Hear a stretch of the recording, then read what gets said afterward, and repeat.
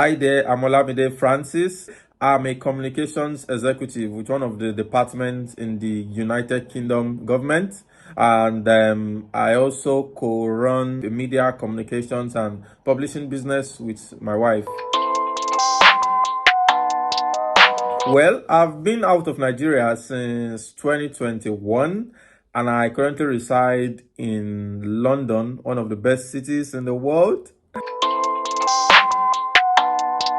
I didn't leave Nigeria consciously. It was not a conscious effort. It was like a fully funded scholarship, and that was how I picked my bag to move, and that was how I moved. So I don't even like to use the word jackpot because jackpot feels like you're running from something, but I wasn't running from anything in Nigeria. But I just saw an opportunity to make my life more better, make my career more better, acquire more knowledge, and be on top of my game. And that was why I made that move. There's a saying that talent is universal, but opportunity is not. So no matter how talented you are, your environment could limit how much you can maximize your talent. Your environment could hold you back to achieving your goal and to achieving your aim. I've enjoyed a lot of benefits in my short stay in the United Kingdom. Lots of benefit I wish was available to other Africans back home. Some people have migrated and their eyes have been opened to see that there's endless possibilities for what they can achieve. There are big things they can do with their life, and that's one of the things. Environment is going to change you. It's not easy to be a student. Some students come in and they've still got 40%, 50%, 60% of their fees to pay. And come on, that looks impossible on your 20 hours job. The country is not even designed for you to work so that you can pay your school fee. It's designed for you to work so that you can get by, you can buy stuff for yourself, not for you to pay your fees. It's designed that way. That's why it's 20 hours. So that's an Herculean tax. If you're trying to use 20 hours to make money to pay your fees, it's something that is very difficult. And that's where a lot of people find it really hard to survive when they come in. So that's really a big problem. So students don't find it rosy. Students are not finding it rosy. Students who find it rosy are, okay, you've paid all your fees from home, you're not owing anybody, you have free rent, maybe you're living in your brother's place or your sister's place, you may find it easy and rosy. But normal students, those on the jackpot bandwagon, let me put it like that, are not going to find it easy. That's the plain truth. There's no need to tell lies or sugarcoat. You are not going to find it easy. Yeah, things are going to be rough at first, but you just have to put through because you've got a target you want to meet, and there's a dream you are chasing. I worked while I was studying.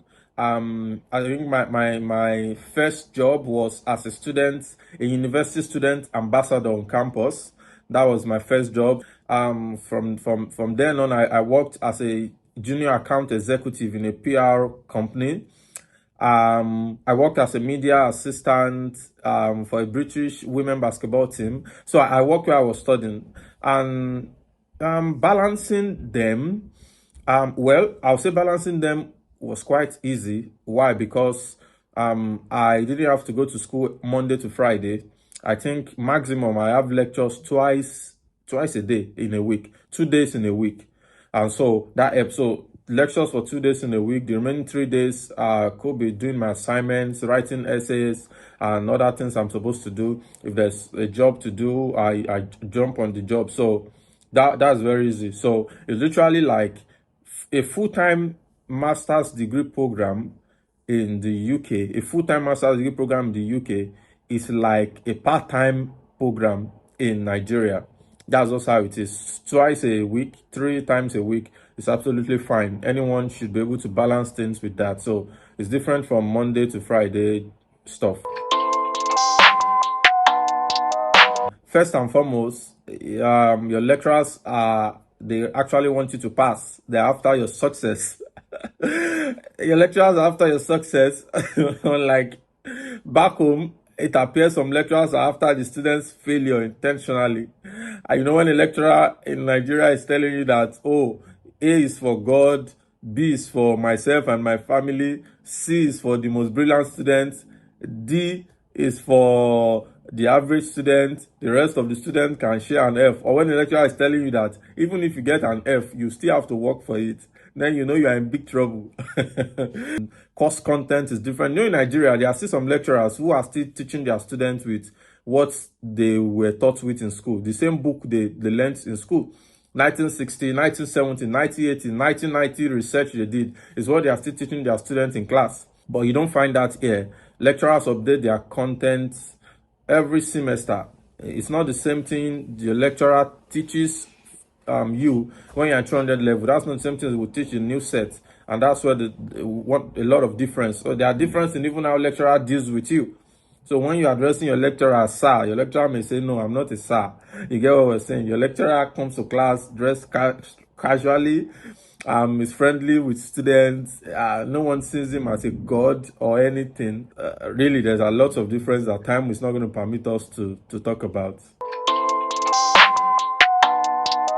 Finding a job in the UK is another job on its own. When you are finding a job, that's a job on its own. In short, I used to say that there are two kinds of people searching for job. There is those hunting for job, and there are those searching for job. Those who are hunting for job, they are the most hungry people. And this is I'm just joking now, but this is it. Until you start receiving random calls on your phone from HR saying, oh, hello, I saw your CV, there's an opening somewhere, would you want me to send you details concerning the job? And you are like, where are you calling from? Which company are you calling from? That is when you know that you have started hunting for job. That point where HR are sending you messages, are calling you, and you don't even know the company they are calling for because you have applied to tens, hundreds, sometimes of companies. So now that's when you know that yes, I'm job hunting now. I'm not searching for job, I'm hunting for job now. That's when you know. And that's how difficult it can be sometimes. So it's a job on its own. And then when you are searching for a job in the UK, get ready for rejections. You must be able to eat rejections for breakfast, lunch, and dinner.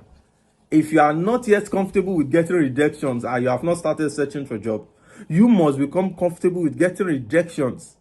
It must be part and parcel of you. Rejection in the UK. So that's how you know you're doing something right. And I'm being serious now. Ask every other person. It's not is not going to fall on your lap. You're not going to get out on the street. You are competing with lots and lots of people. So it's a job on its own. Searching for a job in the UK is a job on its own. So get ready for lots of rejection. You know, one of the most painful rejection I get is a job where I wrote an essay for 4 hours. The essay was in 7 different parts, and I wrote 7 different essays for over 4 hours. And then I just got one sentence response, a rejection. Of course, you know the language of rejection. Among every other candidate, your profile was nice, but unfortunately, that's the word. So rejections are something you should prepare for. There are lots of jobs you can do to make money. What we're talking about, if you're looking for you're looking for your banking job, which you had in Nigeria, you're looking for your accounting job, you're looking for your journalism job, you're looking for your, so come on, it's not easy. So finding a job in the UK is a job on its own, and everyone must be prepared for that. It's not going to come easy. And I learned that you have to start early. You have to start early. As soon as you arrive the country, you have to start plotting your way, begin to apply to these companies and all. I think when I arrived the UK, within 3 months, I got an interview with GoFundMe. I got an interview with about 3 different firms. But of course, no one would employ me then because I'm still a student. But I was just happy that, oh, my CV could stand out here and I can actually get the chance to be interviewed. That's why I said, yes, when I'm ready for a job and I know how to make it happen. Experiences you have arrived with from Nigeria is also very useful. That can also make you unique. So, you know, some people used to hide their African identity or they don't want to mention the things they've done in Africa. No, you have to mention it. That's your uniqueness. If somebody says, okay, Francis, why can't you do this communications job? I can tell them that, oh, I can communicate with a wide range of audience. I can communicate with an African audience. I've been in the UK. I can communicate with the audience in the British audience, an audience in Europe.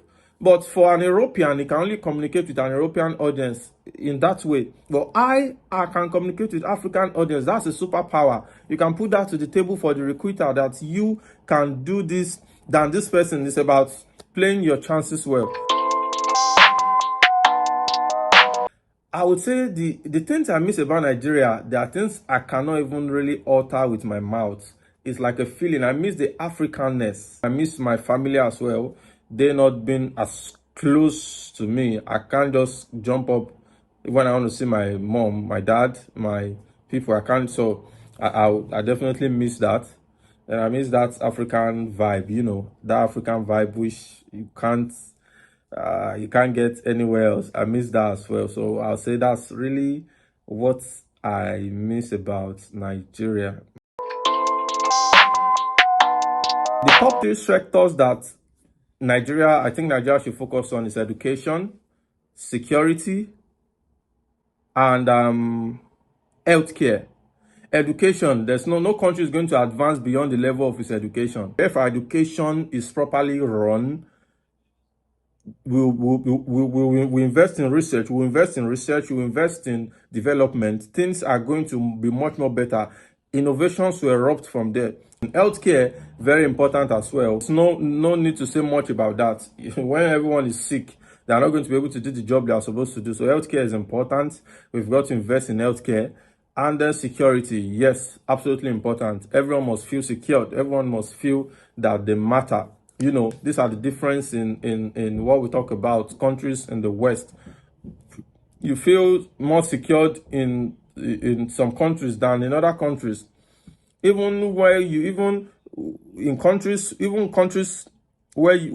those countries where you feel secured, you know that, oh, if a police pulls up on me, they are not going to shoot me indiscriminately. They are not going to ask me to bring my phone. The police is not going to ask me frivolous question. The police is not going to be rude at me. There's that comfort. And that's what a lot of Nigerians are paying for here.